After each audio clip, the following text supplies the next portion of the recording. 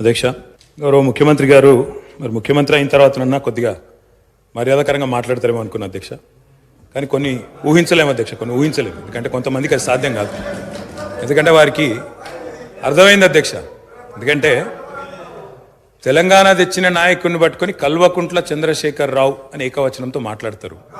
తెలంగాణను వ్యతిరేకించిన వాళ్ళనేమో గారు గారు అని మాట్లాడినప్పుడే అర్థమైంది అధ్యక్ష వారి సంస్కారం ఏందో, వారి పరిజ్ఞానం ఏందో అర్థమైంది అధ్యక్ష. అచ్చోసిన ఆంబోతు, ఇది ఒక ముఖ్యమంత్రి మాట్లాడిన మాట. అచ్చోసిన ఆంబోతు అధ్యక్ష. ఎవరు అధ్యక్ష అచ్చోసిన ఆంబోతు?